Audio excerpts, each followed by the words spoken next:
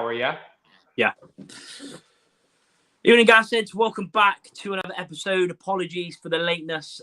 It was a bit of a mad one. I was on the radio, but there was a crash down by Troopers Hill, and it's been an absolute shambles. So I had to go a different way. So that's why we are late. But yeah, I hope everyone is doing well. Thanks everyone for tuning in, whether you're tuning in live or whether you're tuning in after.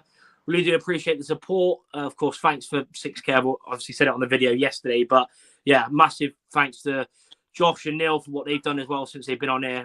It wouldn't be the podcast if it wasn't for those as well. So really appreciate Josh and Neil's work and help. And thanks to everyone that keeps showing the amazing support. Neil should be on within around 10-15 minutes. We've also got Nappers on as well. But yeah, like, subscribe if you're new, all that stuff. All our socials are down below as well, if you want to follow us.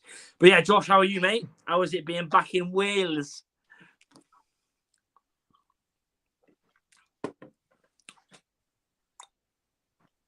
Hello? I lost you for about half of that, so I don't know if your connection is poor or if it's mine, because you're completely frozen on my screen. All right. Lovely. Anyway, I heard back in Wales. Yes, I was on holiday in France. I think that's what you said. Yeah. Yeah, we did a 13-14 hour drive on the way home on Saturday, so that was tough. And then to watch us lose as well. Yeah, that was not a nice journey home. But yeah, I'm back now, back to all the rain. Yeah. But yeah, man, I am happy to be back, and I'm back to the Mem on Tuesday night. I think I'll be there, so that'll be beautiful for me. Yeah, I love that. Yeah, thanks to everyone that is tuning in the comments as well. We got Dave Brimble, we got Matt, we got Ben as well. Yeah, everyone getting your thoughts, comments. Thanks to everyone as well that got involved over on Twitter about your thoughts about the game and on Instagram. Really do appreciate it. I think that is Neil. Yeah, Neil is here. Evening, Neil. How are we doing? I'll do. All right. Yeah, not bad. Right. Yeah. Well, so do we get into the game first, or do we talk about the ins and outs first? I don't know. Yeah, let's talk about what's happened. Of course, Kofi, Connor going, obviously Jed Ward going out on loan, Fabrizio. I mean, it's quite annoying really because they all happened or apart from Connor, all of them happened on the Friday, obviously the day after we done last week's episode. But I'm sure, yeah, let's get into it, even into Andy as well. Yeah, like I said, keep hitting the like button. Appreciate everyone tuning in. Apologies for the lateness. Like I said, if you just arrived, yeah, car crash down by Troopers Hill by the Pydors pub, so that's why it was a bit late going on. And also save your questions for Nappers as well, who should be on in around 20-25 minutes. But yeah, let's get into it. I'll start with you, Neil, first. Yeah, Kofi gone to Brighton for supposedly around £1 million, and Connor Taylor, who we all said a couple of weeks ago we thought he would be the one going. Yeah, what's your thoughts on those two, Kofi and Connor, both leaving the club for pretty decent money as well? I think, given all situations for all parties, I think they're both really good moves, to be honest. Kofi, I think, is made, whether he's made it or his representatives and his families, have made it. He's made a really, really shrewd move in going to Brighton. A really, really good choice there as a football club. Yeah. And I think, he could have gone anywhere. There would have been all sorts of clubs in for him. But I think to actually punt and run with Brighton is a really smart move for him, to be honest. I've seen a lot of,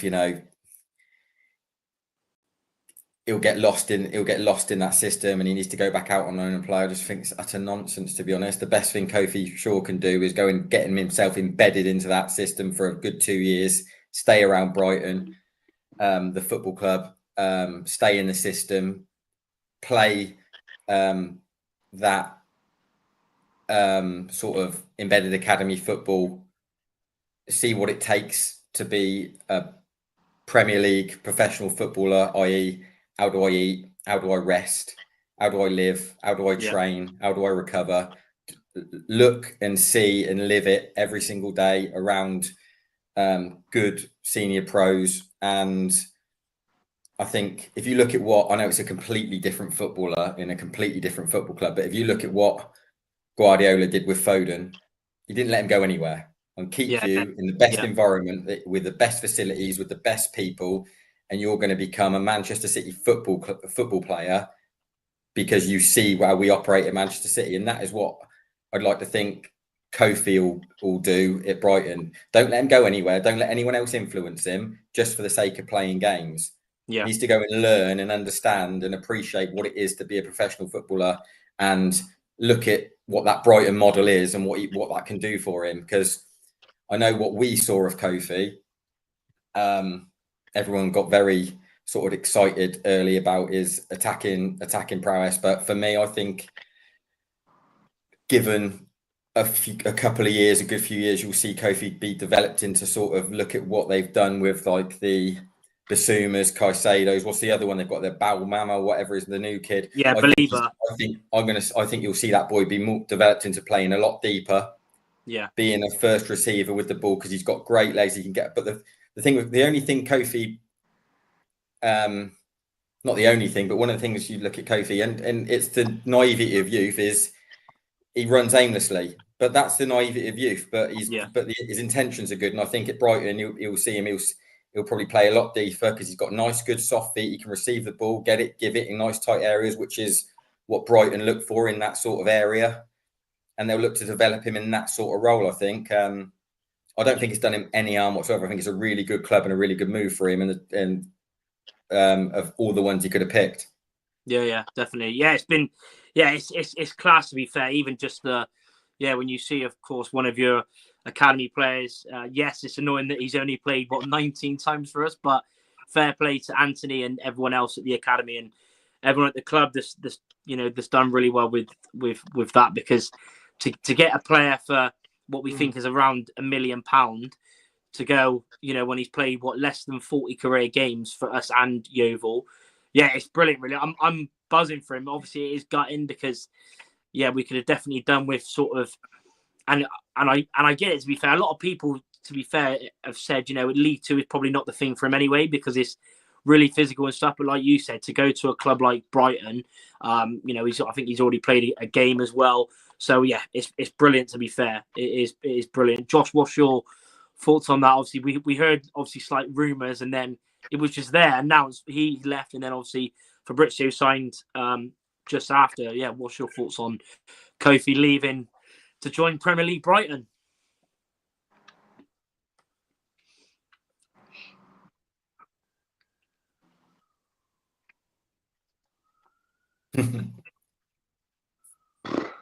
I think that's what it's all about, isn't it, really? To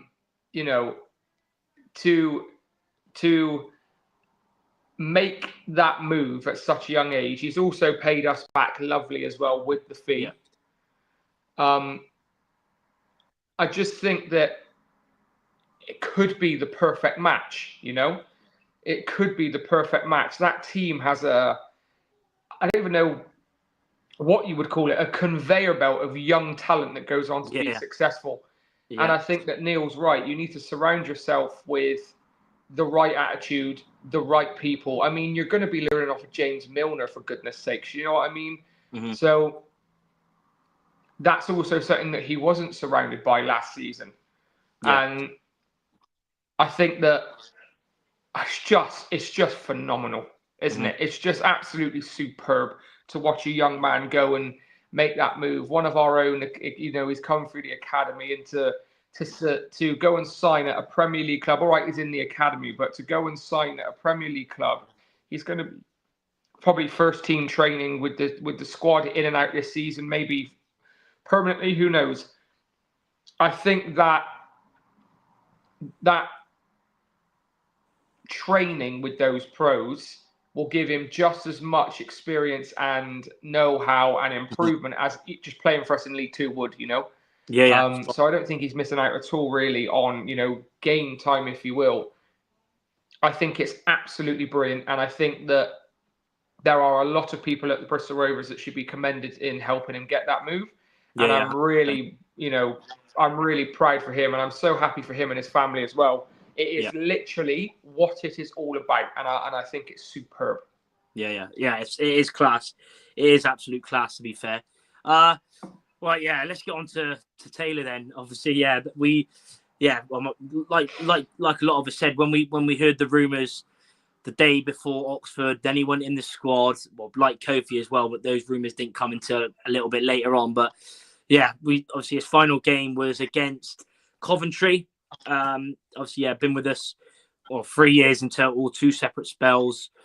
Yeah, like I said, the fee rumours to be around 600k, so double what we've got. He handed in the request, all that stuff. We've had quite a few bids from him, and yeah, it's annoying that he's gone to a club like Wycombe, but it is what it is. They are sort of on the up in terms of new owners, and where they've been really in the last few years. They've always been near the top of like League One. They've been in the Championship, but yeah, Neil, what's your thoughts on that? Connor Taylor leaving. Obviously, that only leaves Luke Thomas now from the squad from the 21-22 season. What do you make of Connor Taylor? I think it was necessary, to be honest. Like I had no qualms with Connor handing in a transfer request. I'd want out as well if I was Connor, to be honest. I think it's all been done pretty well, to be honest. I don't think there's anything been handled or done in a bad manner, to be honest. Connor's done what he's had to do, given his personal circumstances and his career circumstances. And I think it's a really good move for Connor, that Wycombe move, to be honest. I think if you look at, like I've always said about Connor, he's, especially now at present, what is he, 23? 23, he's good. He's a good centre-half. Like he's a good centre-half, but I don't think you've seen anywhere close to what Connor Taylor can be as far as a centre-half, to be honest, because I said this the other day to someone, for his dimensions, he should be far better than what he is. He should be looking to be far better than what he is. I think going to Wycombe, if you look at the profile of centre-half they've got and they've built and they've moved on in this, like I said, currently at 23, is Joe Lowe a better centre-half than Connor Taylor? Is he more effective in both boxes than Connor Taylor? He is. I think you look at the move Farino got off the back of being better and more aggressive and stronger in both boxes. And I think if Connor Taylor can look at that and go, they're going to probably want to put a few kg on me, which I think that he should. He's too wiry, I think. Yeah. He's too wiry to be what he can be as far as a ceiling of centre-half. And he needs to go and be more aggressive and be more dominant in the fundamentals of being a centre-half, because I understand and appreciate he's tried to be a ball-playing centre-half. But I think if you focus and really drill down on your attributes, your dimensions, and what you can be really, really good at, Wycombe's a really good move for him, because I think he's seen 2 centre-halves move on of similar dimensions that have gone and been really aggressive in both boxes and got a move off the back of it. He's going to be surrounded by the sort of pros he initially was with when he came to us under Joey. He's got abundance of good, strong senior pros at that football club. He's got leaders around him, like he did have when he first came to this football club. He'll have, although he won't be probably playing every week, but he'll be working alongside Taff every single day, who is a brilliant communicator, a brilliant centre-half at directing traffic. There's certain personnel at that football club and certain skill sets that he can really, really learn off of. And I just think that model will make him a bigger, stronger, more aggressive centre-half. I think it's a good move for him and a good club to go to. Yeah. Like you said, it's club on the up. Yeah, like some people have mentioned in the comments and online as well. I don't rate the manager, but he has. To be fair, when he was at Sunderland, he did bring quite a few young players up. Obviously, Connor Taylor is still fairly young in that, very young in that sense, at only 23. But yeah, like you said, there, the way that Wycombe defend and have defended for many years, it's definitely a really good move. League One, I think they'll be maybe in and around the playoffs, but I personally don't really rate the manager, but it is a good move. Like I said on yesterday, fair play to him. He's give everything. Yes, there's been a lot of different opinions, and that's what it is. But yeah, it's football. At least we've doubled the money back, and wish him well. Of course, there's been a lot of talk around centre half. We'll see who comes in. Josh, what's your thoughts on Connor leaving the gas to go to Wycombe Wanderers, that club, eh? Wycombe.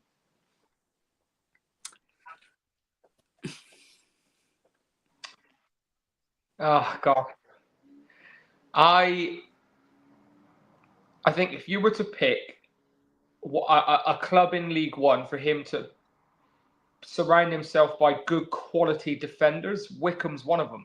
Yeah. And I think that he slots right in there very nicely. I think he's a League One player. I think he got caught out a couple of times last season because he was constantly mopping up for everybody else. And we didn't get to see the best of him last season. And yet his stats were still top 3 throughout the season consistently. I think that from a business standpoint, like I've said already, to double your money on a player that asked to leave the club is a good bit of business, really. Yeah, I agree. And I am convinced that he'll do very well at the Chairboys. I think it's a good move. I think he deserves the move. I don't think they're going to be up there again this season, unfortunately. I think the manager is not the best. But you've secured more money. You're playing at the higher end of League One. You are on a club that in theory is on the up, and there's a project. And I just think that he will slot right in there nicely. He's not obviously Joe Lowe's standard, but he'll definitely fill a gap. And how we can't moan. He was our. I tweeted saying he's our best player, and people were like, "Come on now." He was our best player. He is one of our best players. Yeah, I agree with that. He was destined to go. Unfortunately, I'll miss him, and I think that he will. There are certain attributes that will be missed in that back line, but I think it's a good move for him, and I think he should be very, very happy with it. And I think that it will pay dividends at some point. So fair play to him. Yeah, absolutely. Like we said, fair play. Yeah, a lot of people saying it makes sense. Obviously, there's going to be loads. Wilson was better than Taylor last season. I actually agree with that. I know a lot of people don't like Wilson, but I think we all talked about it last season. The fact that both of them two, yes, Connor made mistakes. Yes, people say about Wilson, but we talked about it last season. The midfield last season was an absolute joke. The amount of times teams were just running through us, and the amount of times we had to defend it, it was crazy. It was crazy. Jacob saying 600k for a bloke who was part of a team that conceded 76 goals. Yeah, exactly. We've made good money. Right, let's get into talk about it briefly. Jed, and of course the new signing that was announced on Friday after Kofi had departed for Fabrizio Cavani. Cavani? I don't know. Probably butchered his name. But yeah, Neil, what's your thoughts on Jed going to National League on loan, and also Fabrizio Cavani joining for an undisclosed fee, 3-year deal with the option of another one? Hopefully he is that striker that we've been waiting for that can score goals. I mean, I think Jed one sort of out of his hands, really, isn't it? If you want to play games and you want to not necessarily want to be local, but it's fell in his lap that the club, rightfully so. There's a multitude of clubs probably not too far away that he could go and play for on loan if he didn't want to dig his heels in and say, you know what, I want out of here completely. I think Jed's handled himself really well in this process. I know he's only a young lad, but his profile's high. All football clubs are aware of him, and he could have kicked up a stink. He could have been that guy with an ego and gone, you know what, I'm better than this. I want out. But he's bit his tongue. He's dealt with it. He's gone on. He's gone to. He should excel in that league, really, more than comfortably. Like what he did at Forest Green. Like no one wanted him to leave there. Do you know what I mean? They would have probably, gone closer to be in a promotion push with him in that side all season. Then what happened when he left and they fell away a little bit? I'm not saying he was the reason, but they were more than comfortable and happy with him. And you speak to any defence, you know, no one wants anything chopped and changed around, whether it be goalkeeper, fullbacks, or centre halves. Yeah, so definitely. Look, he should be more than comfortable in Selden. To be honest, he'll probably. I don't know what Yeovil's intentions are as far as a football club in that division, but he should stand out as being one of the better players, and if not one of the best goalkeepers in that division. To say that, you know, I'm just passing my time here, to be honest, and we'll deal with next summer when it comes, because obviously Southwood's got another year. I mean, it will be a talking point right up until, you know, Southwood either has to renew a contract or move on, because, like I said, everyone is aware of Jed in the EFL. Everyone is aware of him, and everyone will be keeping tabs on the situation. So I know a deal's been done. He's gone to Yeovil, but that doesn't finish anything. That doesn't put anything to bed. No, it's still a weird one. Yeah, definitely. And what's your thoughts on the striker as well? Oh, look, it's a punt, isn't it? It's a punt. You know, they've had a look at it. Someone's obviously looked at him, scouted him, done a bit of research on him, and hopefully he can move, adjust, adapt, be happy to live overseas, because it's not easy to start with, believe me, and get to grips with it, hit the ground running, and become a real asset to us. It's going to go one way or the other, innit? It was going to go one way or the other with that, but it's a punt, innit? Like, I'd be lying if I said I knew anything about the kid. I don't know his dimensions. I don't know his attributes. I don't know what he's meant to be good at. But ultimately, what we need in this side is a goal scorer. So let's hope that that's what he can be at this level. Yeah, definitely. I mean, it looks like, I think it's 37 goals over the last 2 years. Meant to be a player that plays off the last man, very quick. I think 5'9", but that's all we know, really. Yeah, I mean, and the stats are very flattering, but, you know, like Gary Goals that plays the dog and duck can have them stats. You know what I mean? It all depends on what you're coming up against. Yeah. It all depends. And I think someone said as well in the comments. Obviously, he had a good record at youth level, but it's totally different in it. He's coming over, new country, still fairly young. Only had his last 2 seasons, his first 2 he's really had. Well, if he gets a run at Fleetwood, whether it be starting off the bench, I'd expect him to get lifted pretty quickly and introduced to this league, and people will be aware of who he is, where he's come from, what he's about. And I would have thought someone like Wild would be saying, land something on him big early and let's see what he's about. Yeah. Especially with some of their, James Bolton, Toby Malarkey, that Sean Rooney, that absolute shithouse. There's plenty of them there to do it. And scored a few goals in the Conference League, but fingers crossed he can do really well. Fingers crossed. Josh, what's your thoughts on Jed and the new signing Fabrizio? Well, firstly, can you hear me? Yeah. Okay, Simon. Good. Yeah. Hopefully it's all right now. Yeah, I was talking and it was fine, and then I'd finish my sentence, and it would be about a minute or two before you both would respond. So I looked like I was just, I don't know. Okay, so my thoughts on Fabrizio first. Never heard of him. To show you how much I've never heard of him, don't even know how to say his name. So that, like, I'm saying Cavegn, I don't know. Cavani. I'm just saying Cavani. It doesn't matter. I mean, Neil said the right word. It's a punt. Yeah. It's a punt. But how many other clubs have taken a punt abroad and it's paid off? Why can it not be us? Yeah. You know, why can it not be us? So I'm excited to... Do you know what I'm excited to see? Someone up front who can actually move a little bit. You know, a little bit of bit of running. Yeah, man. I think that he's an exciting one. Listen, he could absolutely massively flop. He could be a Luke James, you know? But he could also go on to be an Azza. So it's a difficult one. Jed Ward, unsurprising move.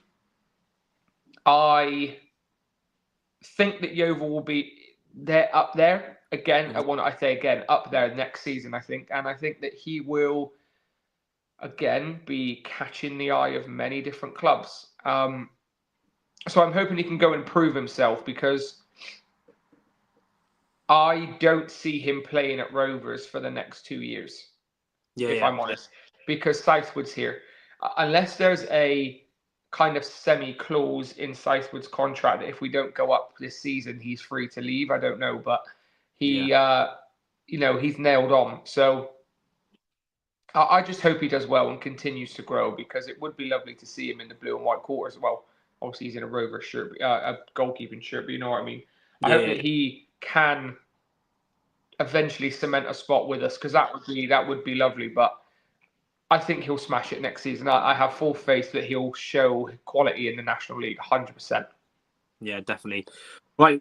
We're going to bring in Nappers. He's been waiting a while, obviously, because been in shambles because of the flipping car crash, and I had to go the other way, and that's why we started late. But we're going to bring Nappers in. How's it going, Nappers? You good? All right, me lover. How are we? Flashy flash. There he is. Oh, no, I tell you what, I'm not regretting those 12 months worth of comments about Bristol Rovers speed camera everywhere they went, especially away from home, to get your first home game. Brilliant. Yeah. I just hope that comes back to bite you. That's all I'm saying. It will. I hope so. But I mean, it's going to be an interesting one as well, because we haven't won for 11 games if you take it back to last season, and we also haven't won away from home since January, which is madness. That was Cambridge away. But yeah, first of all, if you're not already subscribed to Nappers, go and subscribe to him, get him to 20k. Fleetwood content, League One content, League Two content. Go and subscribe to his channel, Cods Vlogs. I'm sure you already are. Obviously, he was on a couple of years ago, and that was obviously that game when Promise on the cherry. Don't talk about it. I think it was Graydon as well. Absolutely cooked us. I think it was 2-0, wasn't it? 2-0, 2-1. I can't even. I have PTSD from that match. I have PTSD. It was vile. Yeah, it's crazy, but we were so bad. Oh yeah! Oh my god! Yeah, don't get me started. But first of all, before we get into games, talk to us about Promise, because obviously I already know. I remember you've obviously said various stuff, but there has been a lot of talk. I think he's probably the one that's talked about most, because at Fleetwood, although in some games he played as like a striker, he was mainly a winger. Then we signed him for massive money. I think 700 if you include add-ons, but 500 fixed fee. Yeah, there's been a lot of talk, a lot of people frustrated with him, injuries galore, pretty much. Yeah, talk to us about Promise, because obviously at the time you were shocked because you couldn't believe, obviously, we paid so much money for him. Yeah, talk to us about Promise and how he was at Fleetwood and what are his strengths. I know obviously we've had him for a while now. This is his second season, but there's been a lot of talk about Promise and where he plays, if he's still a starter, etc. What's your thoughts on Promise? Yeah, be careful what I will say. Promise Omachero should never have passed a medical at Fleetwood or Bristol Rovers. At Fleetwood, I could understand, but you're spending that amount of money, knowing what he had at Fleetwood, the injuries he had, and Fleetwood, from my understanding, did something with the medical that made him pass the medical. That Bristol Rovers are spending rising to £700,000 to pass a medical on a player. I was worried about that for you last season I was thinking, right, okay, something might have gone on in that medical. He could have passed it, I don't know that, but thinking, knowing what I do about Promise, you're not going to get 35, 40 games out of the boy, unfortunately. Yeah, we've seen that. He's one of those types of players that he'll start a game for 60 minutes and you think he's Promise on the pitch. But then sometimes he'll come off the bench for half an hour and you think, oh my Lord, we are a better team with Promise on the pitch. And there's probably about an 8-game period when, including, Bristol Rovers away, where we played Lincoln away. I think we had a couple of games around that when extra away he came on and I think he scored. He went 1-on-1 and he did well. And then he fades out a little bit. He looks like the most unfit footballer ever, but he's so naturally strong and he has got. I just think it's him. It's always like a dog that's just been running around like 5 laps of the field that he's panting with his tongue out. But then he's like, he is so strong and he can hold it. He has got great attributes. And I think that in League Two, if you can get you 12 or 13 goals, if I'm going to be honest with you, 12 or 13 goals for a club like maybe Fleetwood that want to push for the players is great. Bristol Rovers want to win promotion or win a league here. You're talking about something totally different. And we signed Matty Virtue was at Blackpool, who for Blackpool he's not decent enough. They want to push towards the Championship. Whereas at Fleetwood, bottom end League One, mid-table League Two now, he's decent. So yeah, we promise. I never know what to make my mind upon it. He was good in patches. I'd say he's probably about a £200,000-300,000 player, and I think Fleetwood did very well to sell him for what he did. And I wasn't very surprised that he had the season he did last year, that he struggled in and out of the squad due to various different reasons. But yeah, he's a weird one, Promise. I can't quite work him out. Yeah, it is. Yeah, because like you said, last season, he had 3 or 4 different injuries. I think he broke his hand or something. He hamstring, was it 3 times? 3 times, I think. 3 times, yeah. And there were some games, like you said, you thought like Wrexham when he come off the bench, he was like unbelievable, unplayable, unbelievable. Obviously, Cambridge was the real standout game where he got first 2 goals, but he's better off the bench. Yeah. I think, was it last week or I might have said something on Twitter that I would almost try that and see because like you said, he does seem to struggle with, he'll run and then you'll see him like, panting and, I don't know. Hopefully this weekend he can have a good say in the game. That would be hilarious if he does that. But yeah, we'll get onto that. But yeah, let's start off with your game against Barnet. Obviously, Lim's in that away end. Make sure you check out the vlog. That was class. The passion is there to see. But yeah, 2-0 win. Elliot, Bonds and Davis getting the goals.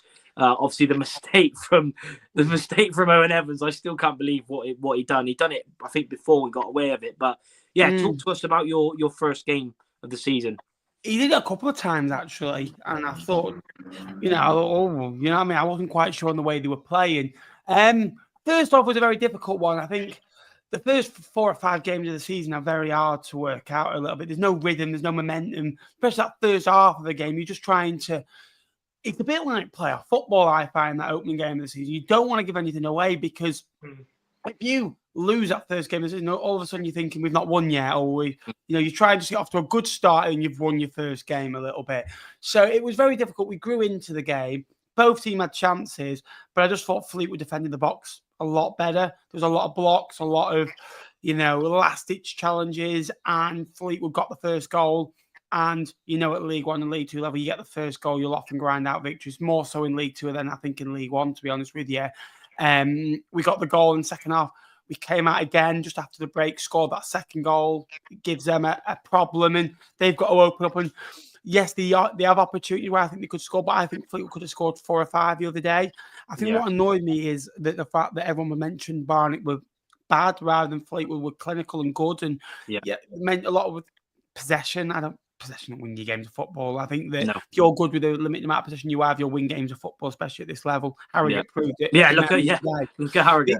I think Harrogate had 9 touches inside your box and won 1-0. Yeah. You had 30. I think you had 35 touches in the Harrogate box and didn't score a goal. You had 20 shots and only 2 on target. Yeah. So for me, stats are. I love a stat and I love statistics, but there's different ways of looking at it. Fleetwood went away to a newly promoted team. Bear in mind, at the last 4 years, Fleetwood have played 3 newly promoted teams from a division. We played Port Vale away, Carlisle away in League One, and Barnet. They're tough tests, especially away from home. They are tough tests because there'll be a bump. Probably the biggest crowd there of the season, home fans wise. So it's always difficult. And I was happy with the victory, knowing that we've, in my eyes, probably got the toughest game out of the lot in the first month against your boys at the weekend. I know you didn't win last week, but it's always a tough test. Yeah, definitely. It was a very good win. Yeah, a few comments as well. Harry Jenkins, even into you. Saw Pete Wald at the Euros last year, top bloke. Yeah, I mean, to be fair, he when I was on the radio earlier on, he was saying, he was bigging up Rovers, saying some good things. He is obviously a good manager. Yeah, we'll get more into that very shortly. We'll quickly go back to our game quickly, because obviously we haven't discussed that yet. Obviously, I know, Neil, you was at the celebrating the first year anniversary, so congrats again to you and the missus. And obviously Josh was on the way back from France. But from what you've seen, long highlights, short highlights, Neil, what did you obviously make of that game? Napa's obviously got it spot on. Loaded. Well, I've got the stats here actually. Rovers had 59% of the ball. We had 18 shots, they had 6, but both of us had 2 shots on target. And I think the two most players who had the most touches in the box for Rovers were Taylor Moore and Alfie Kilgore. So I think that pretty much sums it up really. What was your thoughts, Neil, on the game of what you've seen? Yeah, look, I can't deep dive too much into it. It wouldn't be fair to you, considering I didn't watch it from start to finish. But ultimately, I wasn't surprised by what went on. I mean, I was being called negative for shouting out a draw the other, wasn't I? So Yeah. It wasn't too bad really. So yeah. I wasn't shocked one bit. Like I said, this group is a group that predominantly the majority of it came down last season. And the reason they came down was nothing to do. Well, like I said, there's nothing to do with their ability. They're a good, talented group of boys. But the side got relegated on basically attitude, accountability, all those fundamentals before you even step on the white line. And they're still here. And I think that when you come up against a side, whether they're like Harrogate, and I'm not going to put Harrogate in the same league as Fleetwood, because Fleetwood will definitely have better intentions in League Two than what Harrogate do. But what Harrogate do have is continuity and a load of character, and that will get you through against a side that has got the ability to crumble. Yeah. And this side, and forget League Two, forget King Darrell's back. You're still dealing with these characters. Yeah, a lot of them are still here. It's not new broom sweeps clean here. There's a lot of players on big money, on big contracts. Well, it's not as big as it was in League One because they've taken cuts, obviously, but they're still contracted to the football club, and they're still doing the same things. And old habits die hard. And I wasn't shocked by anything that materialised on Saturday. I saw the goal, and I know there's a lot of finger pointing about who's culpable for what. But what it comes down to is, if you look at how that goal develops, again, a lack of character and accountability. The shape of that football team, when that ball gets turned over, is frightening. Yeah. Absolutely frightening. And if you can smell blood against this football team, you'll get success. Yeah. And what did the reaction look like? It out with Nothing. a whimper, wasn't it? Out with a whimper. So I think like I said before, when I predicted an 11th place finish, it's nothing to do with the fact that I don't think we've got talented lads at the football club. It's about the fundamentals of who you are and what you are as a team. Like I said about pre-season, what do you stand for? What are your non-negotiables? Who are you? Or can you look at each other in a dressing room and go, I'm gonna walk out with him today, and I know that he's gonna give me everything, and he'll run through a wall with me. Like, I know we keep harping on about it, but that group that Joey had, you knew what they were, you knew what they stood for, and you knew what they were about. You do not know what this lot are about and what they're gonna turn out. Mm-hmm. So the reason I say that we'll finish where we finish over the course of a season is because I think sides like Fleetwood, even Barnet, we've got to go to places like Barrow. Like, when the going gets tough and the side goes, you know what, they're a bit more talented than us with the football, but if we go and get after these, they'll fold. I think this is what this football team is made like, and I think Saturday showed that. And it's nothing new. It's nothing that's just come about out the blue. This group is what this group is. Mm-hmm. Yeah, that's completely fair. To be fair, yeah, it is fair. Josh, what was your thoughts on what you've seen? The word predictable comes to mind. We were just so predictable. So Harrogate knew exactly what we were going to do, knew exactly the game plan to play, We're going to get it out wide to Sparks. We're going to try and work the ball, cross it into the box, work it side to side, get a few corners, etc., and just hope something comes off. So soak up the pressure, and when we get a chance to hit them on the counter-attack, we'll hit them on the counter-attack. I tell you what, them seeing Mola in the side, they must have been like, right then. Yeah, let's have a go at this then, because he hasn't played a minute in pre-season. I mean, Ellis hitting the post just sums it up, doesn't it? Really? Yeah. He had to. It just sums the game up, and it was just so frustrating because you think you've dropped a league. You think, right, we're going to outshine these boys if it just comes to quality, and it turns out that we still have a few issues. Like Napper said, you got 35 touches in their box, didn't score a single goal. They get 8, score 1. And it was a lovely finish, by the way. The way he just dinked it over Southwood. Oh, it was a beautiful finish. So I just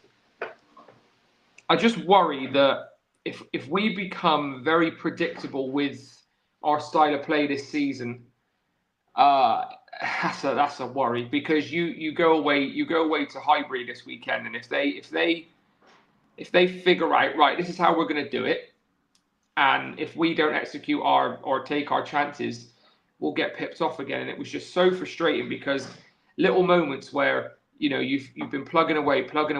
How many times last season were we on top for half an hour, 35 minutes, and didn't score?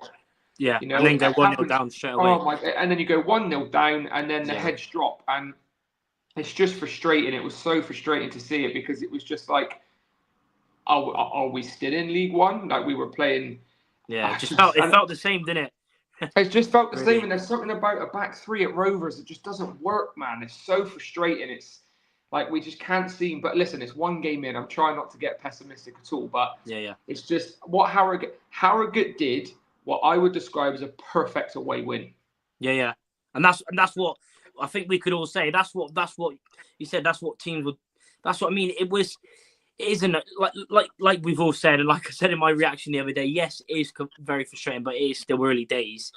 Yes. But like you said, it because we've seen what we've seen last year. It's pretty hard to forget about it, especially this early. What we've seen last year, it was very similar. We'd have a lot of the ball to start off with, and then after half an hour, 40 minutes, it would just go meh. It would completely drop. And that's literally what happened. We had, all our main chances. Obviously, I know Promise had a shot saved, but that's what I mean. I still can't believe Belshaw had two. Well, I'm going to say one shot, because that Hutchinson free kick at the end was just. Oh my God! Yeah, but that's exactly what I mean. That's exactly what I mean, because the same as last season, when when you just get that feeling going, this ain't going in. Like it's just so frustrating, man. And like I thought Mola was decent, by the way. I thought he actually had a decent game. Like he wasn't poor, but it's just those decisions and those moments, and it's also you've got to play to the whistle, because you see the foul, you see the foul where they're trying to. I think it was was it Camille? He goes in, he tries to win a foul. The ref doesn't give it, and they just play on, or was it Kilgore? Anyway, they play Kilgore. He looks at the ref like this, and the ref's like, "What do you want me to do with that?" And all of a sudden, we're on the back foot. Mola's caught out of position, and they're through on goal. So, and it could have been another one. Mikulski had another chance. Yeah. So, in the end, it could have been 2 or 3. It could have been 2 or 3. So, what I will say is credit to Ellis as well, that when he came on, he did look sharp. It was just that last touch, that last little bit. Ollie looked decent as well. And it just was, when I looked at the score, when I got on the Eurotunnel, I just thought, of course we have. Of course we've lost. It's one of those, isn't it? It was, well, like Neil meant, well, the most annoying thing is that goal came from our set piece. That goal came from us taking a corner. Yeah. Like it's crazy. It is. Yes, it's still early, but you cannot be conceding goals like that. It's so easy. I mean, fair play, Harrogate. That's what I mean. We both had the same shots on target. That's mental. But it wasn't. Yeah, but that game wasn't a smash and grab, was it? They had opportunities. Yeah, they had plenty of opportunities. Yeah. I mean, I find that there's a lot of conversation about how good certain players are, and how unlucky we were. Like, we went down because we were awful. We weren't unlucky. Yeah, We 100%. were horrific. Yeah. And some of these players still get so much credit for delivering absolutely nothing. Yeah. Like, talk about some of these players as if they're world beaters and if what they can do. And what, like, at best, a lot of these players, like we spoke about Promise there, a lot of what I've said about these players, they're on their dayers. And when you've got a group of on their dayers, you're banging trouble.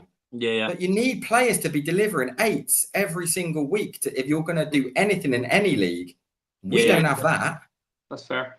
Yeah, completely. Yeah, I mean, you said it a lot last season, and yeah, look what happened. I mean, Nappers, from what you've seen of Rovers, even the highlights, the signings we've made. What's your?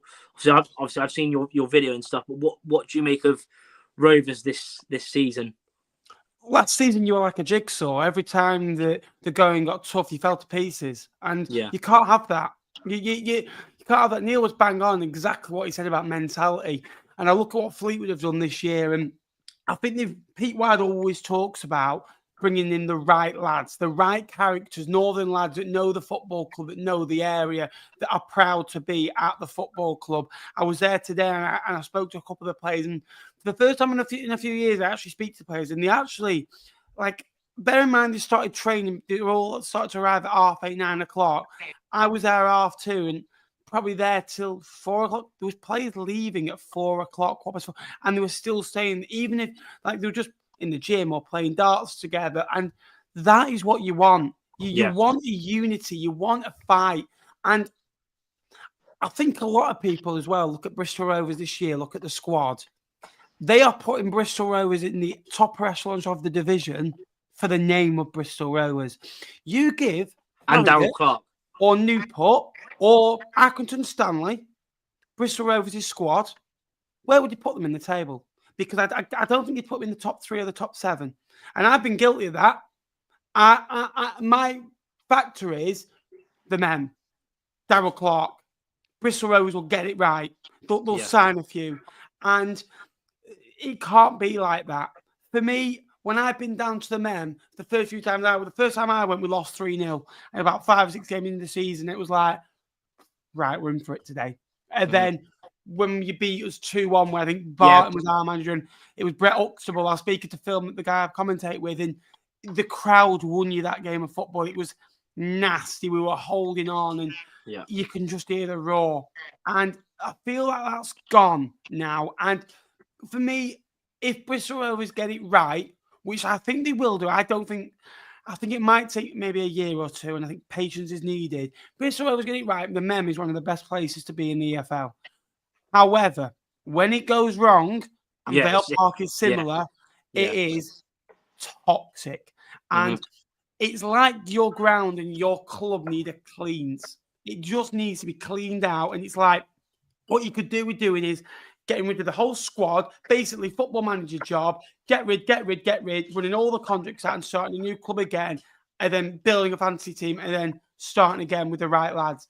That's not going to happen. You've got these players here now, and you've got to sort their attitudes out. I think people think they've made it because they're at Bristol Rovers. Well, you haven't made it because you're at Bristol Rovers. You're in League Two.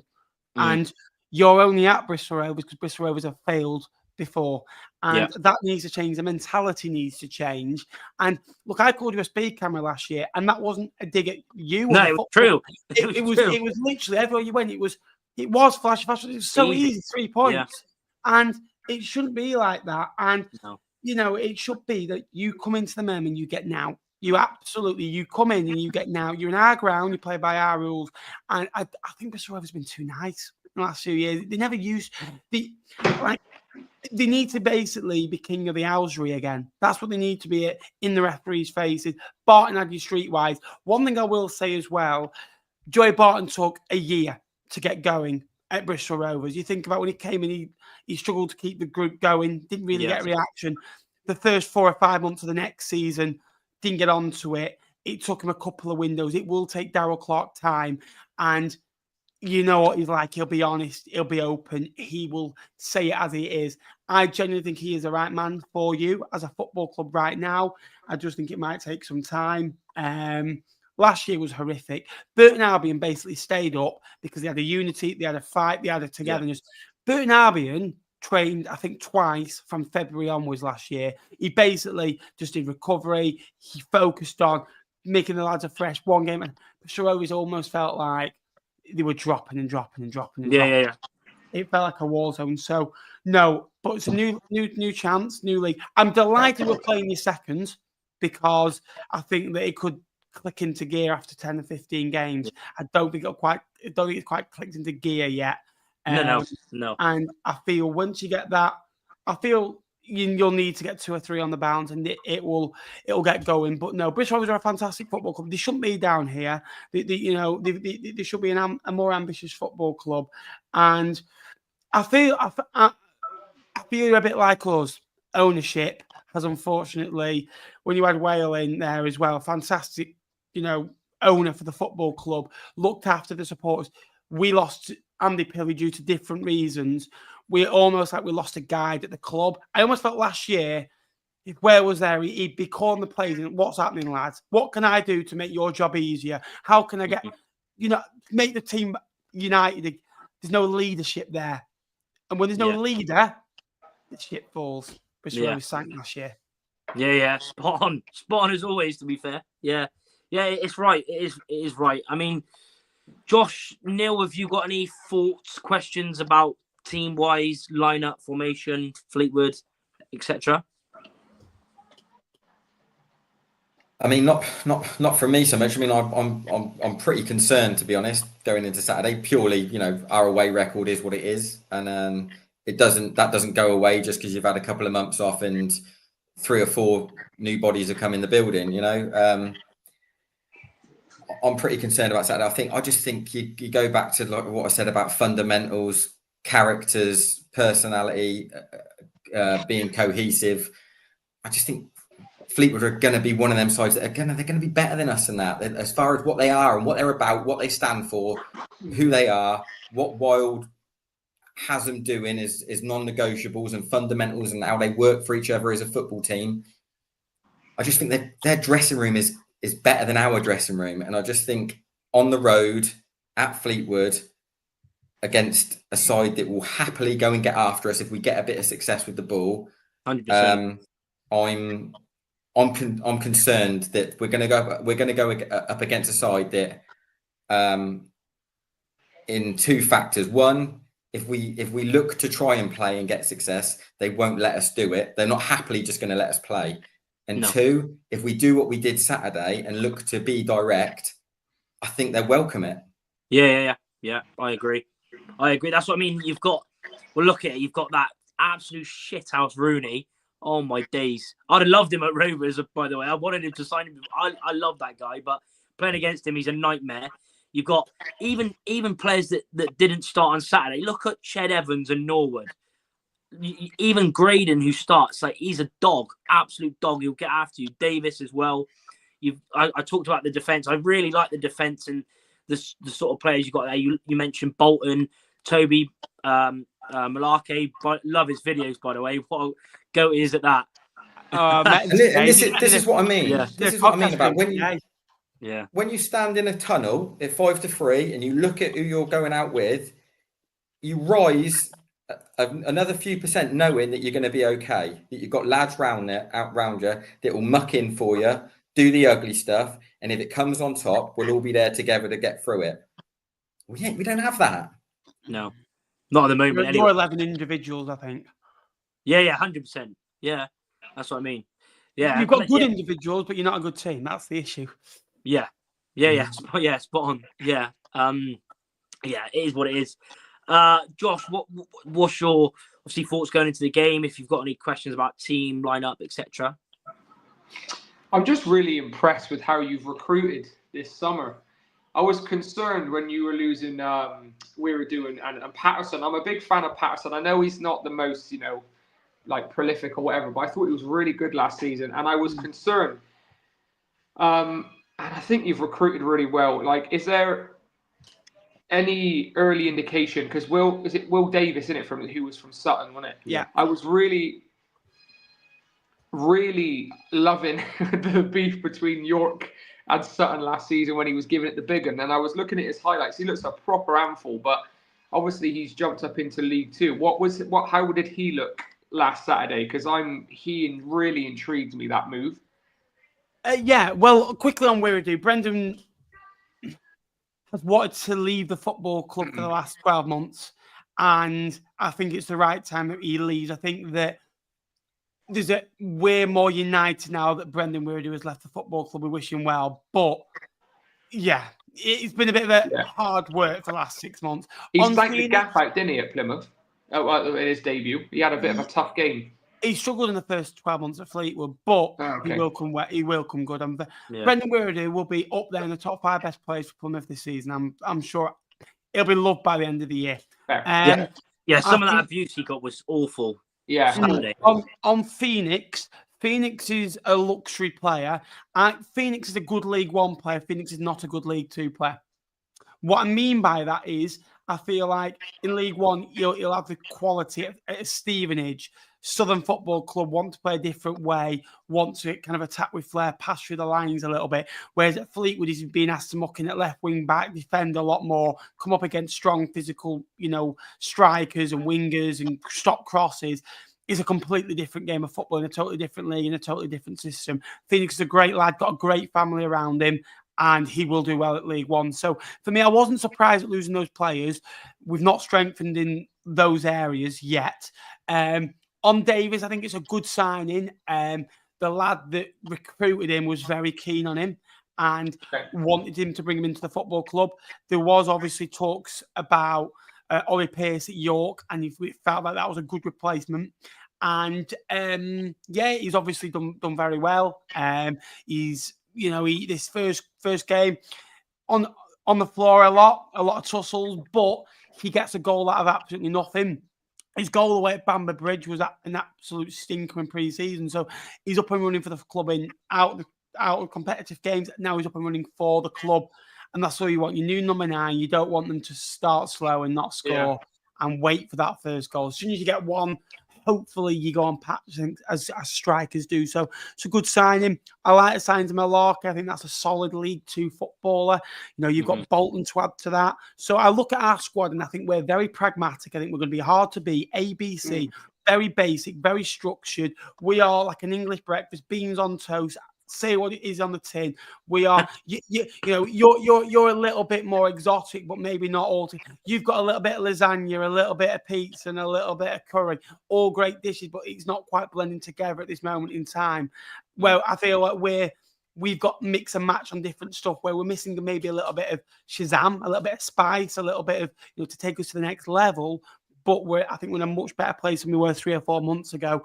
We are 2 or 3 short. We need wingers. We've got one wing at the football club, and he's probably our go-to centre forward in Ryan Graydon at the minute. That he's naturally a right winger, so we need a bit of pace in the side. But the other day we brought Virtue, Norwood, and Evans on, who's I'd say got 1,200 games between them in the EFL, if not more. So last year we're bringing on Kobe Moore, Louis Marsh, and pretty much youngsters. George Morrison, bringing on players that've got 100 games between them, if that. So we've got a lot more in the building, and I feel that we're a Pete Wild's team, and I feel Fleetwood could. I'm not going to say do something, but I feel Fleetwood are in a much better place than we were 12 months ago. I agree. I actually do think you might be sneaking around that playoff spot, in my opinion. I agree. I think you'll be up there. I think there's loads of teams in there, but I like. I've already met. I like. Pete Wild. I like the players you brought in.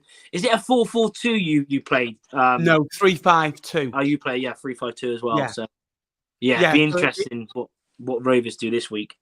Yeah, last week we had Medley on the left hand side, Bolton Milwaukee, and then the issue is fullback wise. We've got Hume and Rooney, who are good fullbacks. However, in the last 12 months, you've lost Cole Johnson and Ryan Broom on the right hand side. And on the left-hand side, you've lost Phoenix Patterson.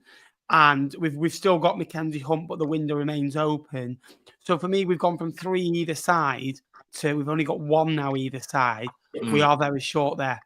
Yeah. We are really short. We have got youngsters coming through. So squad depth will be challenged, I think, this year. I think Fleetwood, again, have got a small squad. Good quality through the squad, but a small squad, which Yeah, I always feel 24 is the right number, and I feel like where you've got 21 maybe. So I feel we're 2 or 3 short. Yeah, definitely. Well, it's interesting because Daryl said, well, what was it, about a month ago that we were only 2 away, but now he's come out and said, I think 4. 3 or 4. Yeah, so yeah, I think it's true because the thing is with Rovers, obviously we played like a 3-4-2-1 Saturday, but there wasn't any options to change formation because Shaq Ford is now, as we know, out for 3 months. Anthony, who was he's very raw, but he was very good in pre-season. But he wasn't on the bench because he's meant to be going out on loan. So yeah, at the moment, I think we still lack definitely centre half, definitely 2 midfielders, because I think thing is with Rovers, we've got 3 of the pretty much same. Like we've got basically 3 DMs really, in Howley, Conte, and McEachran, and you've got obviously Hutchinson. But yeah, we'll see what happens. Well, let's get into lineups anyway. Neil, what side would you play on Saturday against Fleetwood? And let us know in the comments as well. And keep liking as well. Don't forget to subscribe to Cod's Vlogs, Napper's channel as well. Subscribe to Charlie as well. Legend, and Josh. Oh, and yeah. Josh. And Josh as well. Oh yeah. Oh yeah. up the content. But yeah, appreciate everyone that's still getting in the comments as well. And obviously if you're watching after, then make sure you subscribe, all that good stuff. Yeah, Neil, what would you do? Really, we could change it up and play, I don't know, maybe Satiru left wing and Thomas right wing, but yeah, we'll see what Neil, what would you go for? I think I'd go with Southwood in goal, a back 3 of Kilgore, Ellison and Mola. I'd go 2 holding midfielders in the middle of Conte and Howley. I just don't see how McEachran benefits us in this game whatsoever. I just don't see how his skill set and his attributes help us away at Fleetwood. I just don't think it's the type of game that suits what we need from his skill set, to be honest. Senior one side, Sparks the other. Hutchinson off of a front 2 of Omocheri and Harrison. I just think you need big, strong, aggressive presence through the centre of the pitch up top against Fleetwood. It can't keep coming back. It just cannot keep coming back. And Clark needs to find a way of getting Isaac Hutchinson in this side. Considering what his attributes and his numbers are and what he can do at this level, has to find a way of getting him in this side. Because if you're going to, you can talk about maybes, what ifs, like what that fella did at Walsall. If he can translate that into our side at this level, that's gonna help us at the top end of the pitch. Because at the minute we're lacking massively with attacking threat. So I just think he needs to find a way of getting that boy in our team. That's what I'd go with, but I'd go with it with 0 confidence. Yeah, that's fair enough. Fair enough. Nappers, what side would you play? Would you play the same that played last week? For Fleetwood? Yeah. Yeah. Lynch in goal, Medley, Bolton, Malarkey as goalkeeper and back 3. Hume and Rooney will be my back 5, so the same back 6 really. Neil probably just in front with Bonds. Maybe add a Virtue instead of a Helm. Maybe that would be maybe one of my only changes. And David and Gray up front. They've had a weak thingy, 101 minutes last week. So yeah, the only change I could see coming in is maybe a Matty Virtue. But with being at home, Mark Helm being the more attacking prospect, I could see the team being pretty much same as you were, only Ronan Coughlin out injured. Yeah, that back 5 is very, very good. I'll tell you that now. Then, especially them, the wing backs in the 3 centre halves, very good, especially for this level. Josh, what would you do? Would you make any changes to Neil's side, or would you start? I would make changes, but not up until the forward line, to be honest. So Southwood, a back 3 of Alf. I'd still go Taylor Moore, genuinely, and I would go with Clinton Mola. I think that you put him in the side, you have to play him. You know, you put him in the side. You've made a statement now. You have to play him. You've decided to play a guy who's not played a minute of pre-season. And I think if he was going to start Ellison last week at home, he would have done it, wouldn't he? Would have been, So it's Mola, and then I would go Senior and Sparks as the wing backs. I would actually play McEachran and Conte, because I just don't know how we get a hold of the game if he's not on the ball. We want something to actually happen when we have the ball. But I understand Neil's decision as well. I'd also play Isaac Hutchinson, although I would absolutely veto and ban him from getting on a dead ball. He's not allowed to take a free kick or a corner for me. Yeah. But he played that pass through to Ellis when he hit the post. Yeah, brilliant. No one else plays that ball. No. So he starts. I know he's lightweight, and he's like sometimes he can look like it's Iniesta on the ball, and the other times it look like he's put the wrong boots on his feet. So he's so frustrating. But if he clicks, he's great. Yeah. And then I would completely change the forward line, because I was really not happy with Promise and Ruel at all on Saturday. From the highlights I watched, I was not happy at all. So it would be Fabrizio and Ellis up top for me. Why not? Give it a go, see what they're about. Fabrizio said he's ready, and he says that he wants to prove a point. Well, go out there and prove a point. Show us what you've got. We all know Ellis can hold that ball up, and Fabrizio can hopefully run off it on it. It's kind of like a Promise and Ruel pairing, but just different players, And better. Well, let's wait and see. Hopefully. We'll see. I to be fair, I would play the exact same team. Yeah, Taylor Moore, Kilgore, Mola. McEachran. I think McEachran really. What I would like to see personally, going down the line, is I would like to see. I can get it away from home, because away from home you want to be a little bit more solid, etc. But at home, we definitely need. You cannot play McEachran and Conte at home if you're going to play like this for it. But you need like a box to box, because I think yes, they're solid, but apart from the number 10, there isn't any creativity.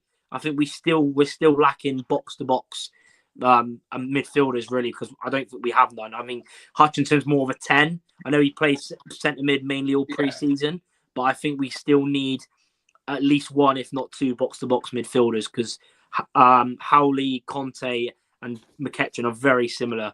But yeah, I play the exact same team as Josh. Yeah, give Fabrizio, get him going. He's fit to play. Ellis up top. Ellis, lovely goal against his old side.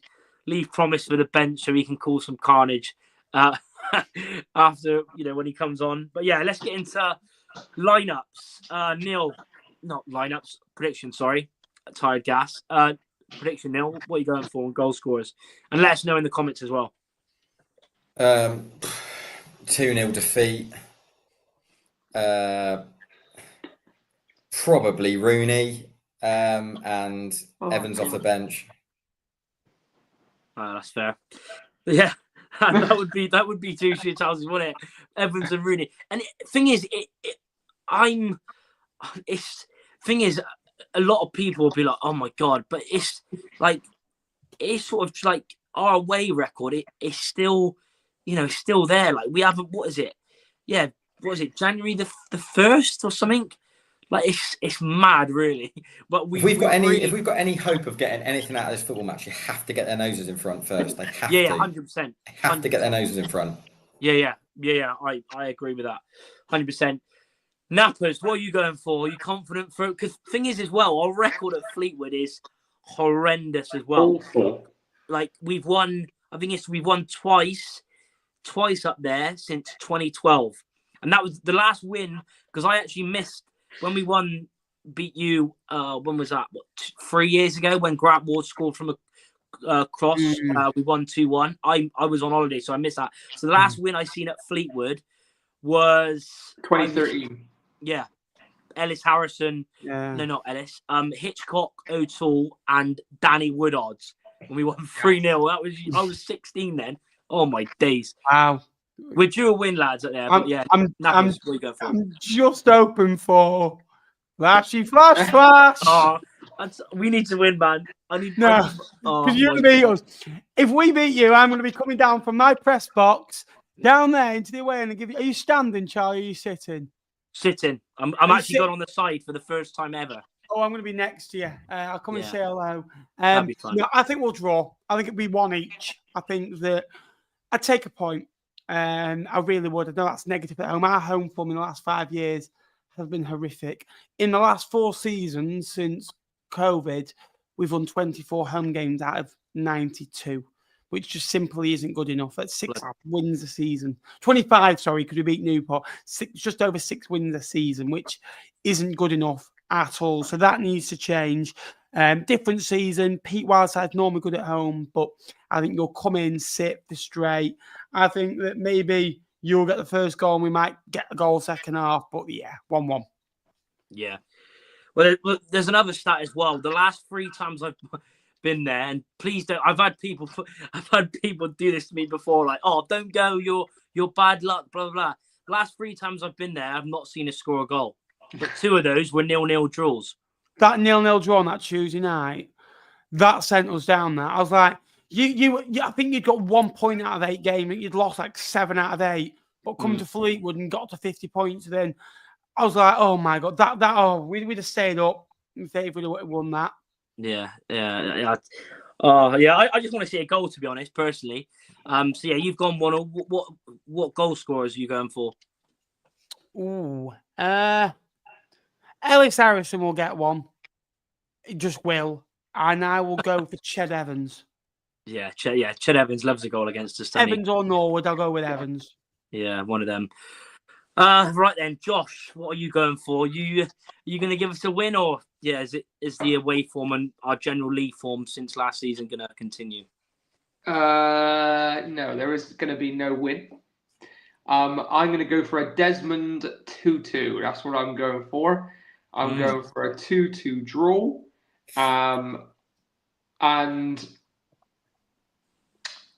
goal scorers, I'll go Davis and Evans because he just does, doesn't he? And I'm going to go for Ellis and Fabrizio. Why not? Let's have it. Let's absolutely have it. I bloody hate Fleetwood playing against them. Mine. They just know how to do us. It's so frustrating, and I have PTSD from that Tuesday night when we lost 2-0 and Boston Lowell looked like an absolute. He had about 10 Weetabix that day. He was absolutely superb. I know he's not at a club, but Fleetwood, man, they just seem to be a bit of a bogey side for us. So yeah, I'm going for a 2-2 draw. So yeah, just a little bit more than Nappers. There we go. Well, my turn. I'm going to stick with what I usually go for. I'm not hugely confident, but we're due a win. Whether it's at Fleetwood or just in general, we're due a win. You're just going to end the flashy flash at Fleetwood, aren't you? Exactly. That's what I'm hoping for. That's what's in the back of my mind to go after the game to send you a little light, just flashing. We're due a win. Well, I'm coming up to. If we win, I'll be down there. Yeah. How many months now is it we've been due a win, though? Oh, ages. Since 2023. Ages, Keep rolling that dice, lad. Yeah, ages. Yeah, I think this is the game where it's going to end. Just for Nappers and that little light. I'll do that little light. I'll be flashy flash. I'll be like that. Flick with a new speed camera. I'll be like that. That would be lovely. I'm going to say 2-1. 2-1 gas. We're winning. I think Rooney will score because he just absolutely loves it. And for Rovers, I'm going to go with the 2 players coming, or 2 of the 3 players coming into the side. Ellis, because it's his old club. I'd love Promise to get one, but I'm going to go for Fabrizio. I'm going to go for his first game and his first goal. Are we actually sure that he can play? Has any of us actually looked at that? Well, I'm hoping so. I've put him in every prediction. Can he actually? Did he get cleared? Can he play? I'm hoping so. If not, then Promise is getting a winner. If not, then Promise is scoring the winner instead. There we go. Promise. Yeah, there we go.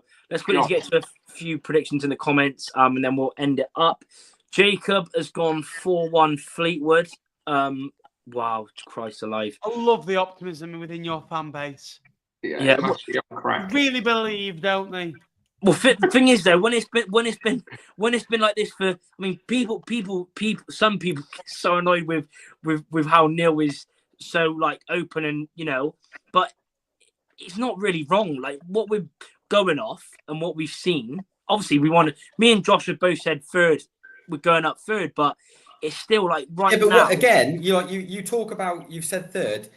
Just explain your reasons. It's just because you think we have to. Exactly. Yeah. That doesn't correlate into anything. No. Like there's no substance behind any of that. Just because we've got to. Just have to then, go up. There you go. I'm not having it. I'm not having it. We have to go up, and if we don't, I quit. I can't do it anymore. Yeah. That's just saying. Oh, Michelle Keegan has to pop round. She's never popping round. Do you know what I mean? Michelle Keegan. Oh God. Nappers, where did you put us in the predictions? Was it third as well? There you go, Nappers. Yeah, third as well. Wow. And where did you put the COD Army? 10th. 10th. Yeah. What I find in our fan base, we either think we're going up or we're getting relegated. Like we're quite Marmite, aren't we here? You're going to finish 12th. Yeah. Oh God. Yeah. Literally. Mid-table gas.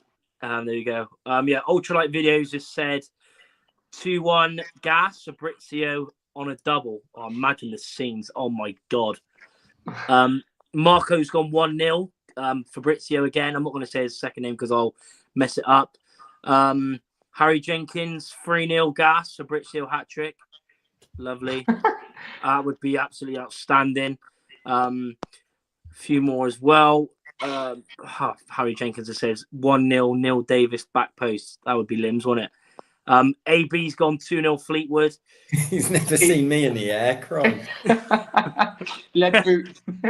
Yeah. Deadlift Plus has gone 0-0 Rooney to get sent off. Yeah, there's a few wins in there. Is there any more? Matt's has gone 1-1. Yeah, we do draw up there to be fair.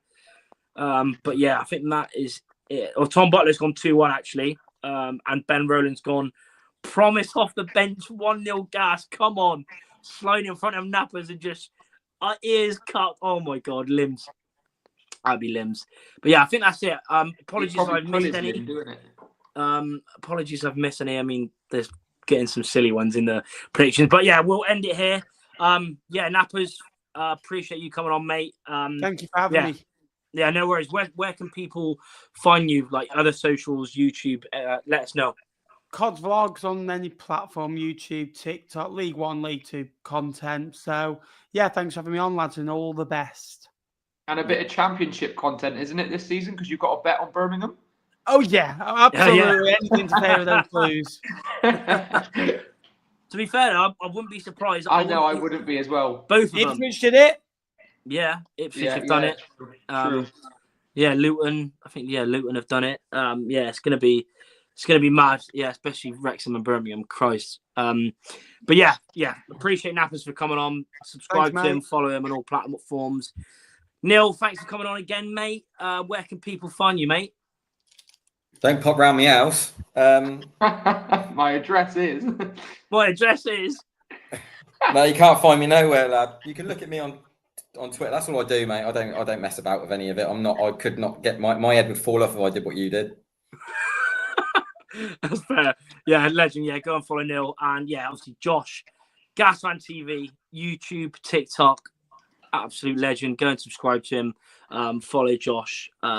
Yeah, and of course, subscribe to the pod if you haven't already. Follow us on socials, etc. Thanks to everyone that's tuned in live. If you tune in after, then leave your thoughts, subscribe, and yeah, we'll see you in the next one. Hopefully, talking about Flashy Flash and a 2-1 win to the mighty Gas. See you in the next one. Bye, the Gas.